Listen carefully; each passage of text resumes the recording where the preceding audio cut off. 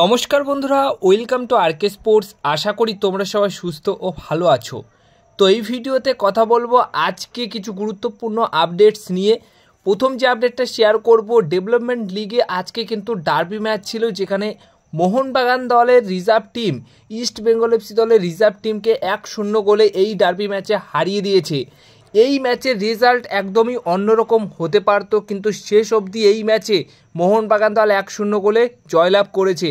কারণ এই ম্যাচে কিন্তু শুরুতে একটা পেনাল্টি পেয়ে গেছিল ইস্টবেঙ্গল এফসি দল। সেই পেনাল্টি নিতে গিয়ে কিন্তু ইস্টবেঙ্গল এফসি দলের এক প্লেয়ার সে কিন্তু গোলের ভিতর তো রাখতেই পারে না, একদম বাইরে রেখেছেন পেনাল্টিটা, যার কারণে ওখানে পেনাল্টি মিস হয় এবং ম্যাচটার রেজাল্ট এই এসে দাঁড়ায় যে 1-0 গোলে কিন্তু মোহনবাগান দল জিতে গেছে এই ডার্বি ম্যাচটা।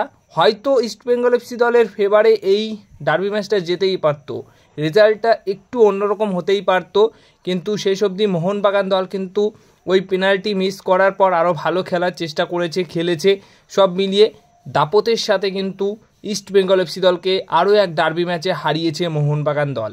এবার নেক্সট আপডেট যেটা শেয়ার করব সেটা হচ্ছে অবশ্যই নর্থ ইস্ট ইউনাইটেড এফসি দলের প্লেয়ার রিদিম তালাঙ্কের সাথে কিন্তু চুক্তি বাড়িয়ে নিয়েছে। 2027 সাল অবধি রিদিম তালাঙ্ক কিন্তু থাকতে চলেছে নর্থ ইস্ট ইউনাইটেড এফসি দলে।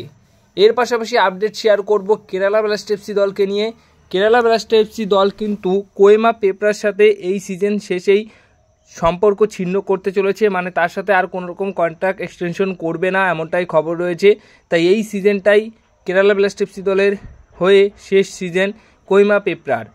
এবার যে আপডেটটা শেয়ার করব, সাহাল আব্দুল সামাদ এবং আশিস রায় এই দুজন ফুটবলার, যেটুকু খবর পাওয়া যাচ্ছে যে কেরালা ব্লাস্ট এফসি ম্যাচে খেলতে পারবে না তাদের ইনজুরির কারণে।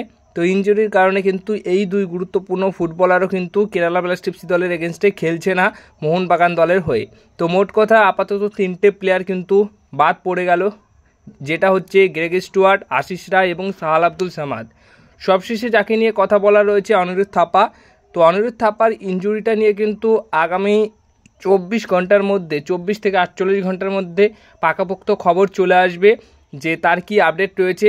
বর্তমান সময় দাঁড়িয়ে আশিস রায় এবং সাহাল আব্দুল সামাদের চোট নিয়ে খবর ছিল, কিন্তু অনিরুদ্ধ থাপার বিষয়টা নিয়ে এখনও অবধি কোনো খবর পাওয়া যায়নি।